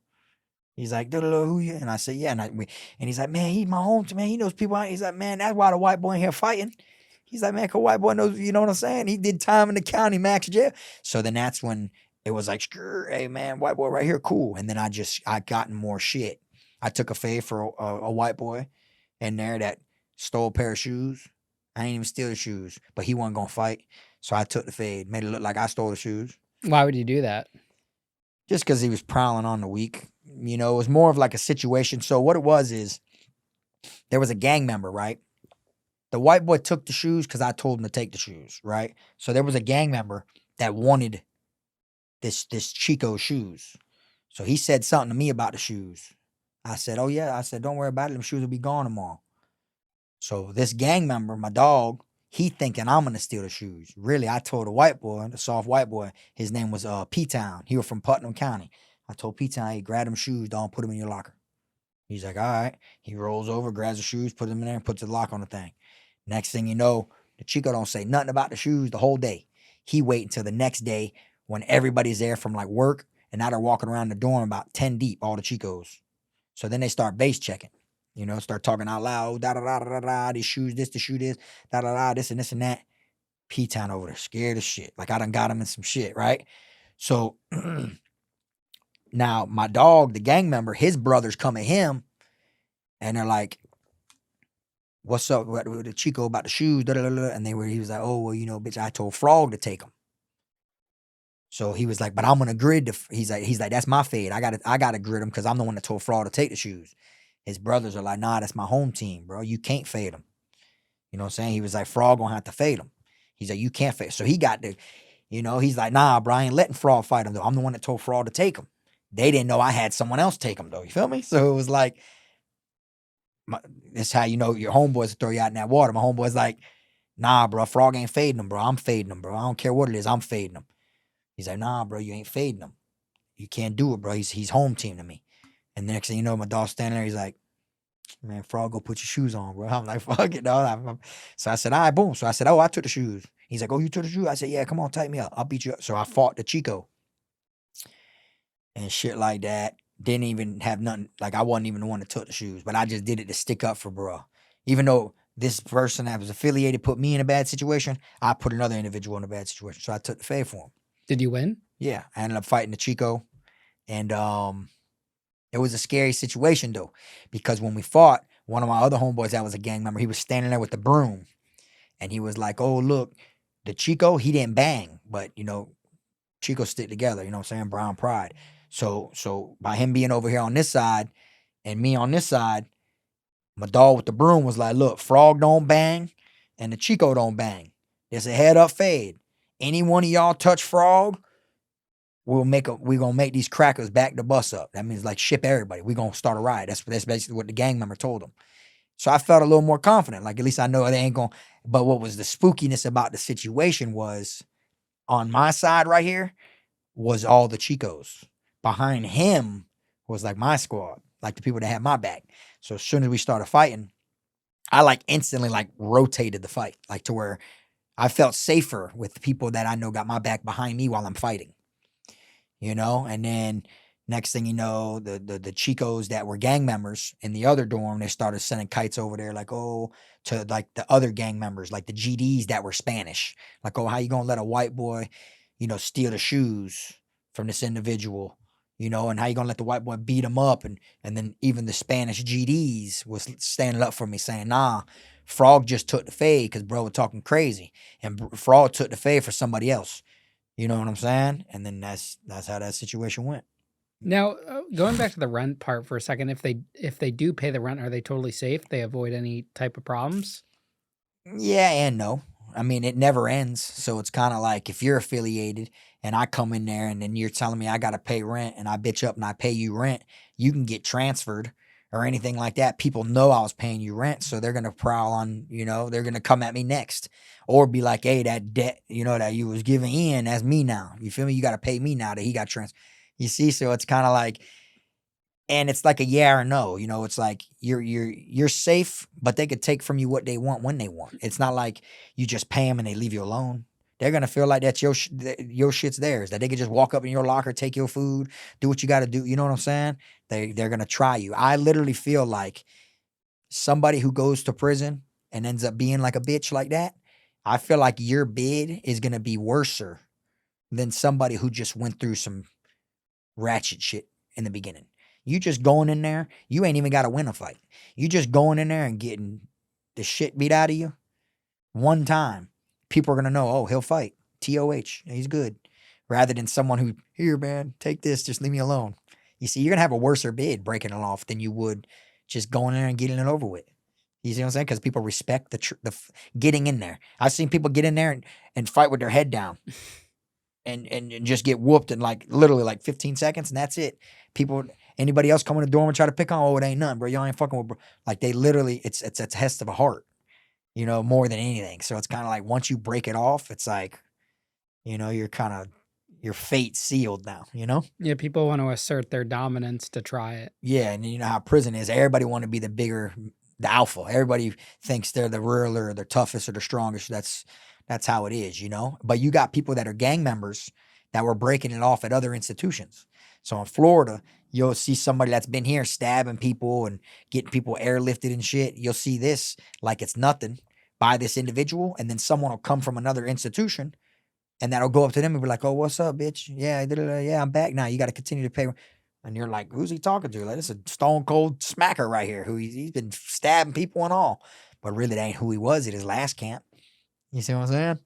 So now you mentioned that after you went from that prison, there wasn't that many knives to the next prison. There was a bunch of knives, and it was even more dangerous. Yeah. So when I got to the next camp, it was like that head up, fighting that head up, that shit was out the window. It was like there was a lot of people there with life. There was, like they don't separate, down here in Florida. They got like different dorms called Life Path, and some inmates will be in Life Path, like those are like life or older men that ain't in the mix. But you got so many people walking around with a life sentence that they're in there with you. You can have 3 years and you could be in the cell with a lifer. You know what I'm saying? That's crazy. That's how it is, and it doesn't, you could be in there for driving with a suspended license, or false ownership in pawn shop or fraud. And this dude's in here for kidnap, rape, or murder, so it's just if y'all are compatible, like with weight and different stuff like that. It's don't matter what gang you're in, there's no segregation. You know what I'm saying? You could be a blood, he could be a crip. Y'all are cellmates. That shit don't mean nothing. And that gets violent quick.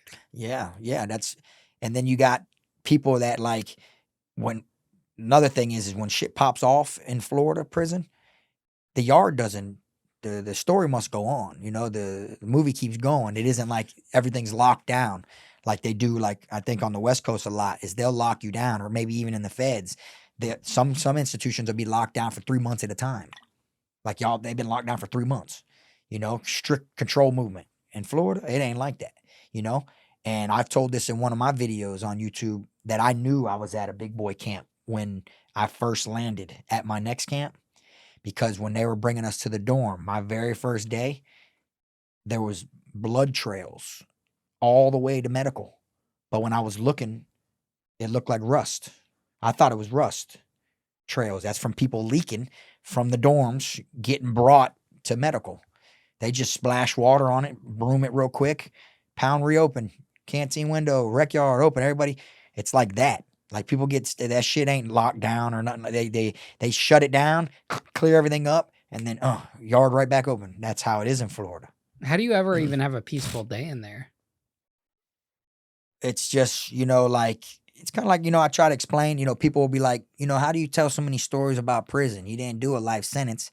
Every single day, there's multiple things going on. Multiple things happen per day. So a lot of times, your peace, having a peaceful day, is just seeing what goes on. Shit that's like surreal. Things that your mind ain't built to see. You know what I'm saying? Like your mind ain't built to see a grown ass man who's like the head of a gang walking around with a boyfriend. Like, what the fuck? Like that isn't in your mind. Like, whoa. Or like seeing men cuddle with men. Or you'll see men laid out on the rec yard like they're tanning together. Like, just weird, different. Like, your mind ain't built for that. Or like stabbings. Like, just taking, people swinging on the guards, taking the mace and the guard. Like, these, things you're not meant to see. But seeing it is peaceful to me. It's kind of like I said, the type of shit that I was into, I had a mindset for it already. So it's like seeing it, it was like, as long as it ain't happening to me, it's like a drama, urban thriller movie every single day. Literally, that's what it is. Something's happening. You'll see the guards 10 deep running across the compound, running full speed. You're like, oh, someone got stabbed over there in Edorm. Then you'll see the helicopters, and it's like every day is multiple things. That is the piece. You see what I'm saying? Now, the guys walking around with boyfriends, these gang members or gang leaders, no one's giving them a hard time? Yeah, yeah and no. Different, sometimes their own kind's trying to kill them, obviously, but different structures, people believe in different things. People allow different stuff, so it's like, if their gang ain't got good structure, you might go to this institution and they allow this, but then you go to another institution and they ain't having that, so it's all on the structure of who's at that institution for that organization at the time. You see what I'm saying? Now, during these 5 years, are you losing good time, or how does it work in Florida? Oh yeah. Yeah. So if you get put in confinement, for instance, you get 10 days a month. Like, your date should move up like 10 days each month. So you go to confinement while you're in confinement. If you go to confinement at all that month, you don't get them days that month. Your date won't move up. So like, if your family watches your release date, each next month it should move up, but if you're in confinement, you don't get no days that time. Now, they snatch your game time too. Like me, they used to take my game time all the time. I should have been home like 3 times. You know what I'm saying? But I kept getting cell phone DRs and stuff like that. That's when all the footage and shit comes in hand. I kept getting cell phone DRs, getting put under investigation, got caught with knives, different stuff like that. And when you get caught with that, they take it. So like, they call weed, regular bud, 6180, right? And what that means is you get 60 days in the box for it, and they take 180 days game time. So if you think about it, if you get 10 days a month, you just stayed out of trouble to have 180 days. You just stayed out of trouble, but you get in that trouble at one time. They take all them 10 days that you saved all them months. You see what I'm saying? So yeah, they take that shit from you when you go to the box. How much time do you end up serving? So out of the 60 months, that's what I was sentenced to. 60. I did like 55 and a half or 56, like just a little short of like my max date. And how old are you when you got out? When I got out, so I went to prison. So I got out in 2018. So I was 26, 27. And what was your plan coming out of there? So my plan to come out of there, I actually went through with one of them, was the footage I did. I was going to put that shit on YouTube, by being in there, and I just was saving my footage and stuff like that. I got put under investigation multiple times for it. Everybody on the compound knew I had like my own little TV shit going on while I was in there. And what it was is, before I went to prison, people like in my neighborhood who know me, they know I would record hood shit. And I'd be like, Kfrog TV, like I was the cameraman, and then going to prison, I didn't want to be forgotten. So I just was like, Kfrog TV, Kfrog TV. At the time, I made a Snapchat. And then I taught my dog into making a Snapchat. That's when Snapchat first came out. So I would just record shit. And then I started getting like a lot of hoes, off that. You know what I'm saying? And shit, it was like, I didn't understand I never knew how serious what I was recording was to people. I didn't know the viewers or nothing like that. So I just did, shit to kill time, pass time, been in multiple things with cell phones. And the one thing I will say, for as many times as I've been to confinement, for anything that had to do with cell phones, I not one time got caught with a phone. You see what I'm saying? Not one time did they catch me with a phone. Like, because you got hold down man, you got mules, fall man, you got different things, hiding areas and different shit like that, and it's like I was so focused on I'm gonna record this shit when I get out. I'm gonna drop a mixtape because I know how to rap. I said I'm gonna drop a mixtape and I'm gonna put my footage on YouTube. And then like in my clips, you see other people saying Kfrog TV, like everybody was game. Something about to go down in the dorm. They're like Kfrog TV, Kfrog. That's like a sign. Get the camera out, Frog. Get the phone out. And when I was at the compound, I was the only white boy with a cell phone. Only white boy with a cell phone. And that didn't run into problems with gangs or anything like that? Well, I've had problems. Like I had people like act like they were gonna try to rob me, but not come try to rob me. More like plotting on it and word get to me. But what it was is, and I say this the most respectful way, like salute to all the gangs out there, right? Because I was cool with like the heads of every gang. So anytime I would get in a fight, I'd get like it stamped to where Frog can get a head up. So they all fought with me. They were all cool with me. I'm one of them people that make people's time go by. No matter my situation, what it is, I'll be in there smiling, laughing. You wouldn't even think I'm in jail, right? So I gained a lot of friends by me just being myself. But it's been like that my whole life. Like you put me in a room with a bunch of depressed people, Frog gonna cheer their ass up somehow.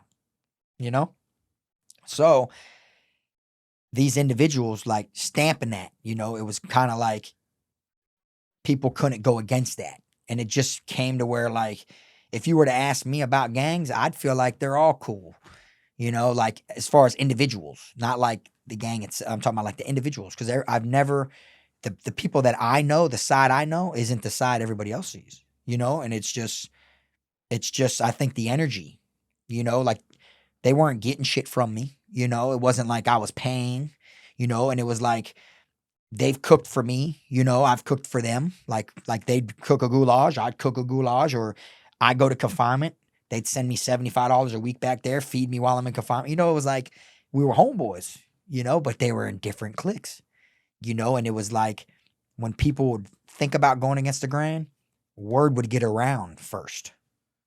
And then word would get to me, like I had it to where like people would bring information, and it was just, I would know things ahead of time. And if I knew something was going on or the gang might come, they might have meetings. Two gangs are over there talking and I don't even know the meetings about me. They don't want to tell me because they know I'm going to nut up probably.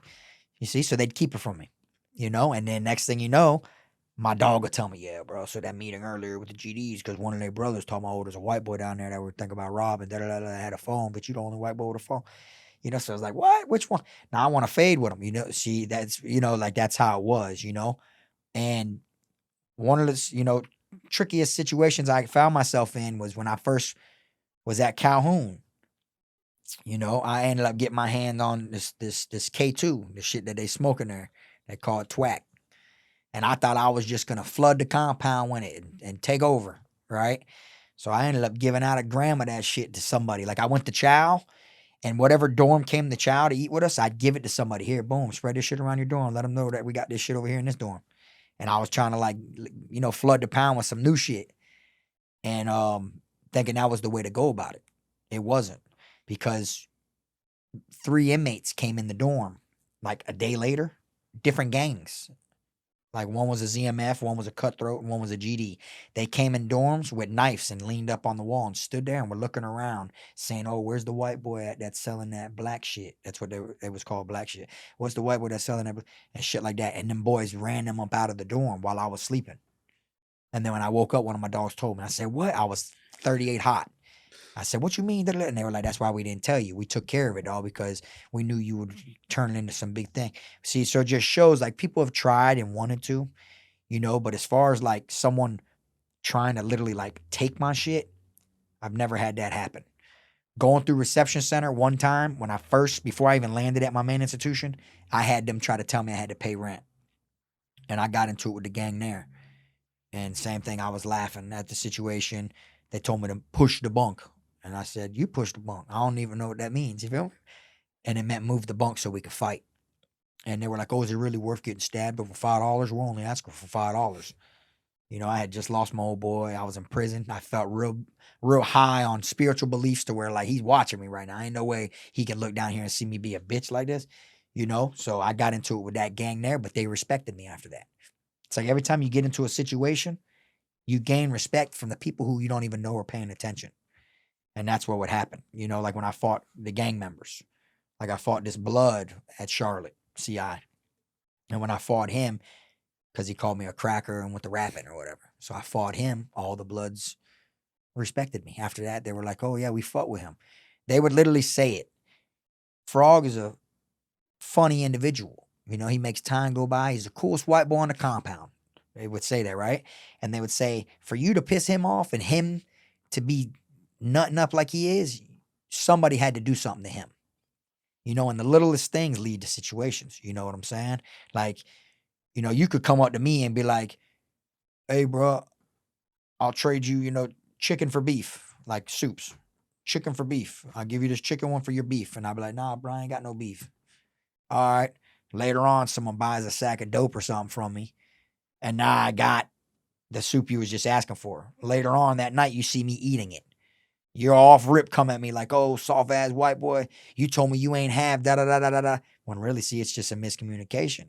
You know, I just got this shit. I didn't have it when you, but I don't feel like I need to explain this to you because if it does, it looks like I'm backpedaling. It looks like I'm, you know, being soft if I'm bound down to explain that to you. You feel me? In all reality, you already came at me sideways. Now we get in a fight. You think you're fighting me because I lied to you. I'm fighting you because the way you came at me. You see, now it's miscommunication. You see what I'm saying? Now, how much footage could you actually build up over those 5 years? Okay, so the very first year and a half or something like that, I wasn't saving my shit the right way. You know, I had it on the phone. You know, phones get knocked off, you lose it. Phones get knocked off, you lose it. They take the, you know what I'm saying? So instead, what I did is, that's the first time I ever told somebody this, right? So what I did is I created a messenger, right? And it was like, the name was like Amir something, some weird name. And it had Will Smith's picture as the profile pic that said, I'm that guy. And he was smiling like this. So what I did is I saved all my footage through Messenger. You know what I'm saying? That's how I was able to save it. And to have it ready for when I got out. So when I got out, I had, you know, when you add all the clips together, it was probably like a good 2 hours of footage altogether. And you start putting that on YouTube. Yeah, so I would have did it differently, but I didn't know no better, you know? So I just made like a 15-minute video, 20-minute video or something and named it Kfrog TV Volume 1 and threw it on YouTube. And it just all different things, you know? It goes from different prison scenes.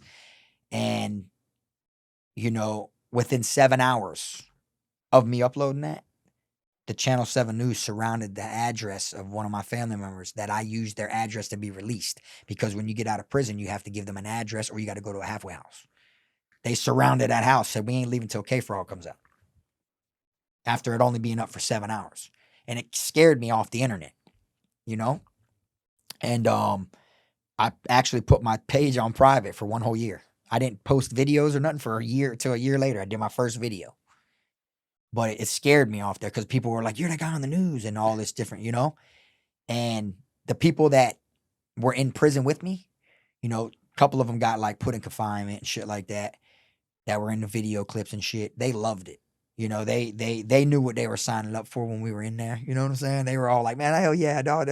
They loved it. Their little 60 seconds of fame. They said every institution they'd go to after that, the prison guards knew them. The female nurses would flirt with them and shit. They felt like a somebody. You know what I'm saying? They loved that shit. You feel me? And by me saving it like that and it hitting the news, it was just welcome to a different world, Frog. Like I wasn't ready for that. You know, I'm fresh out. The main thing I want to do is stay off the radar. And that shit put me on the radar. You know what I'm saying? I had a dentist appointment that very next day. I didn't even show up to the dentist. I was like, fuck that. I was on the news this morning. You know? And what was that video of? What? The one that got you on the news. So they took clips out of Kfrog TV Volume 1. And they just used it. Like it showed, like if you Google Florida inmate with a machete, that's the news clip. And I pulled a machete out of my pants. You know what I'm saying? Like my homeboy's like, bro, boy. I said, what's up, bro? I look fresh for Vizzo. He's like, yeah, bro. You just one thing though, all you missing the machete. I said, man, stop playing with me. And I pulled a lawnmower blade out about that fucking big. That one, and then me and my other homeboy, he was popping perks and shit like that, and then me saying, "Don't worry, world, I'll be out there soon," and me banging on the cell door, kicking the cell door because they were bucking us on shower. They just took little things, you know what I'm saying? Tried to paint a bad image on the news, talking about inmates exposed, but really it wasn't. It was common knowledge, you know what I'm saying? Everything like that I got caught with phones. Prison's been getting caught with phones for decades, you know what I'm saying? It's all common knowledge, you know. And then it hit the news and it just changed the world. It was like a totally different world now for me. So then you start doubling down on making content after that year of Oh being yeah, private. a year later, because what it was is at this time I never had a computer before. You know, I didn't even know where to start. I didn't even have a bank account. You know, I didn't even have credit. Didn't have bad credit. Just never had credit. So I'm fucking around on my email one day and it says, congratulations, this and this. I was already legit ready for monetization from the views, the watch time, the whole nine. So I was like, all right, shit, I'm trying to get out the streets. So I was like, man, let me go ahead and see what this be about. I went and bought my first computer. I went and bought a Google Chromebook laptop. I was like, well, I'm doing something. And went to start, you know, seeing if I could make a check off of it. You know what I'm saying? And then my first check was like $500 and some change. I'm like, all right, that's something. You know what I'm saying? And shit. And then from there, it went up, and it just started going. And then I was like, all right, you know, and then it hit me how many people are hip to it, you know, that like it. So then it started being more, it wasn't really the money. It was more like people like it. People like to hear it. I've gotten so many things from people around the world saying that my stories save them. Because I give them that real spill. I'm gonna tell you what it really is. Like when I cook, I used to do cooking videos and shit. And Like prison cooking videos. yeah, and I would use the exact cooking items. All the other prison channels wasn't doing it. They'd just go to the store and get whatever. You know, I was using the legit. Like if I'm gonna use chili or beef stew or fish, it's gonna be the real shit that I had. Like all the way down to the T. I had to go get the exact pickle. Like that's what it was. Like my shit was authentic. I never used items that we do not have. You know, anybody can make a goulash, and you know what I'm saying, or you know, whip up a swole or whatever. But I was using real authentic. I wanted it to be the most realist it can be, and that's how it is when I tell the stories. You know, like I break down stuff, and now it's just I didn't know at the time, but I was the first in Florida to do that with the footage. Like they've always had videos of outside the prisons, but I was the first in Florida to have the inside footage. And I think that's what made it skyrocket. So then I hit the news 3 times off the same footage. You see what I'm saying? Like they did like a recap one time. It was like this one time and such, like a year ago, they did me again.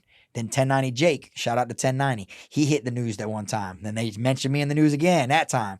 Like each time, you know, they go back to that because I was the first that did it. It was a side of, you know, and it wasn't like I was secretly recording, you know, to get anybody in trouble. Everybody that was in the videos knew what it was. 9 times out of 10, they would be like, "Oh boy, get the camera out," you know? And it was like they knew, everybody knew. You know, I'd get put under investigation by the guards. Even the guards would know. The guards were like, he's got a TV channel. He's got a TV show or something. You know what I'm saying? But they could never find the phones. That was the whole, so they just put me under investigation. You know, it's So, interesting that those family members of yours wanted you to go to prison so bad and put you away, and you use that to yeah. kind of craft Yes, where you're supposed to be in life. God don't rebuild. like ugly. You know what I'm saying? And I feel like fuck them people, you know, because you know, my life got, it may seem bad at first, but it only got better. It was like they were holding me back. You know what I'm saying? And the only family I got now is my family I've created. So, which is great, you know, and it's like, I just love the fact that the situations that I've been through would make a lot of people break, you know, and I was able to like go through it whip my head up, and make a bad situation turn into a good situation. You see what I'm saying? And I didn't plan on that. I didn't plan to go to prison. I was ready for it, but it was like the way I got there, I had no choice but to push through. And then by me pushing through, look how it turned out. Now the people who ever did me wrong got to look at it like, damn, that's that fucking guy that we, look at us and look at him. In all reality, thank you, and it taught me patience. Like I said, I'm more humble. I'll still get into some shit now if I need to, but I'm more humble now because I learned back in the day, I was the one jumping the gun, reacting first, doing shit. I could have avoided a lot of situations before if I would have just, you know, like nowadays, if people want to talk, let them talk. Back in the day, you couldn't talk crazy to me. Nowadays, talking, that shit's nothing. I'll see you when I see you. You feel me? That's how I look at it. You try to put your hands on me, it's a different ballgame. You feel me? But back in the day, like you just talk about me. You just rap. I'm coming. Within 48 hours, boy, something's happening. That's how it was. And, like the YouTube shit, it was kind of like the way they took it with the footage, which was crazy, is they approved me for monetization and everything when volume 1 and volume 2 was up. But when I dropped volume 3, I was already monetized. So they banned it. They banned volume 3. I was monetized already at the time. When I tried to drop volume 3. But you got it back, or? Yeah, I mean, no, I still got the footage, obviously, but they banned it to where, like, if you were to look it up on their volume, it's just a black screen. Oh, I thought you meant like the actual monetization. Oh no, just no. the Yeah, video itself. I've been banned a couple times though, over bullshit. People reporting me. Mm-hmm. That's how they do it. They just people report me, and I actually got banned off of a video. See, it got to the point to where people around the world would send me footage saying Kfrog TV from different prisons and shit like that. Like they just want to, it's just they need a voice at that point. I'm not no spokesperson. You know what I'm saying? But it's like all I can do is just keep it real, and the shit that I talk about, I want people to know what it's truly like inside of prison, what to expect. It's kind of like, the books by Robert Greene, 48 Laws of Power and shit. You know how that shit doesn't just show you how power is. It teaches you how to shield yourself for the power. It's kind of like when I tell my videos, I want people to know what prison's like, what to expect, what you might go through, what someone may be going through. It kind of like give them all angles.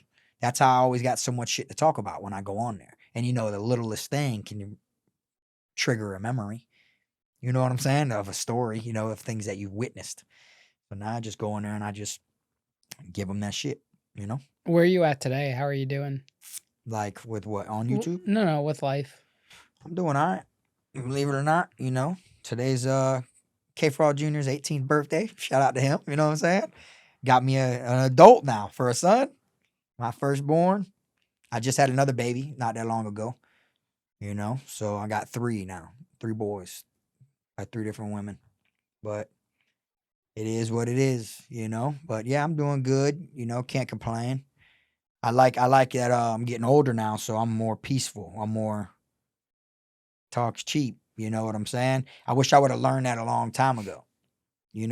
All that, as long as they don't put your hands on you and shit. And I used to feel like they just talk to me. But now I'm just more mellow. I got a lot of people that look up to me, so I want to send a good message. But I also want to be known as more to my kids than just a YouTuber. I'm a superhero to my kids. Everybody's a superhero to their children, They look at you like you're Superman, But I want to be known as more than just a YouTuber, That's how I do it. I want them to be like, yeah, the whole world loved my dad, but my dad was also great for this way and that way. You know what I'm saying?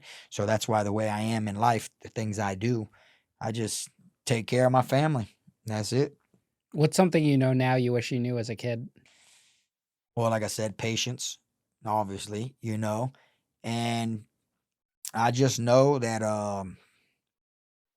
time don't wait on nobody, We get older, and when you're young, you're so eager to grow up. But those are the most valuable times. When you're underage, first thing comes to your mind, I can't wait till I'm 18. You know how many times you get in an argument with your parents? I'm moving out when I'm 18. I can't wait. When I'm 18, I'm moving out. You can't tell me nothing. Little do you know. And then when you're 18, you can't wait till you're old enough to drink. Like going to like a bar that you can't get into and going, you know what I'm saying? And it's like at that same time that you're so eager to grow up, I wish I knew that my family was aging at the same time. So as you're young and you're thinking about your family, your older family's growing and getting older. Before you know it, yeah, you reached 18, yeah, you reached 21, but now them loved ones of yours, they're old folks now. You see? So it's kind of like you're blind of that at a young age because you're so used to wanting you to be of age. And you can't go back. Boy, once them bills start coming, right? Once you oh yeah, move out of your family. Like when I would hear it, oh, when I'm 18, that shit sounds good, because I would say the same thing. And I know what it's really like once you got them bills, you're on your own and stuff like that. So it's kind of like if I could have, knew that back then, I would have probably been a little more decent, you know, and didn't stress my peoples out that much. Like you don't really know you're stressing them out. It don't feel like it. But I know the little shit I go through with my kids. I know that shit stresses me out and it ain't even got nothing to do with me. So I know I was stressing them out.